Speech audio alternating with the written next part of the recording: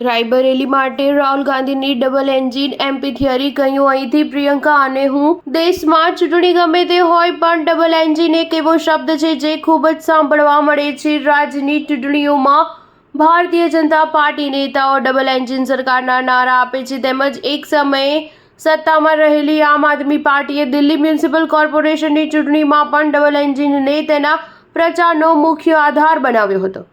હવે પહેલીવાર ડબલ એન્જિનનો ઉપયોગ સરકાર માટે નહીં પણ સાંસદ માટે કરવામાં આવ્યો છે। ઉત્તર પ્રદેશની રાયબરેલી સીટના સાંસદ અને લોકસભામાં વિપક્ષના નેતા રાહુલ ગાંધીએ 2 એમપીની થિયરી આપી છે જેના પછી ડબલ એન્જિન એમપી ચર્ચામાં આવી ગયા છે। રાહુલ ગાંધી ગુરુવારે તેમના સંસદીય ક્ષેત્ર રાયબરેલીના ઊંચાહારમાં એક કાર્યક્રમમાં હાજરી આપવા ગયા હતા। ત્યાં તેમણે કહ્યું હતું કે રાયબરેલી એક એવી બેઠક છે જે સમગ્ર ભારતમાં કદાચ એકમાત્ર એવો મત વિસ્તાર છે કે જ્યાં 2 સાંસદો છે, એક હું અને એક પ્રિયંકા।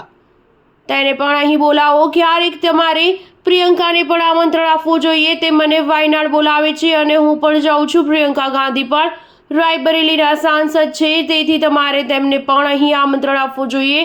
રાહુલ ગાંધી આ કાર્યક્રમમાં લોકસભા ચૂંટણીમાં સમર્થન આપવા બદલ રાયબરેલીના લોકો અને પાર્ટી કાર્યકરોનો આભાર માન્યો હતો તેમજ તેમણે રાયબરેલી સાથેના ગાંધી પરિવારના કનેક્શનનો પણ ઉલ્લેખ કર્યો હતો અને કહ્યું હતું કે તમને જે પણ સમસ્યાઓ છે મને જણાવો કે શું કરવાની જરૂર છે અને હું તેને પૂર્ણ કરીશ। હું હંમેશા ઉપલબ્ધ છું। તેમણે એમ પણ કહ્યું કે આ કોઈ રાજકીય સંબંધ નથી, આ પારિવારિક સંબંધ છે। સોનિયા ગાંધી રાજસ્થાનથી રાજ્યસભામાં ગયા બાદ પ્રિયંકા ગાંધી રાયબરેલી બેઠક પરથી ચૂંટણી લડશે તેવી પણ ચર્ચા હતી।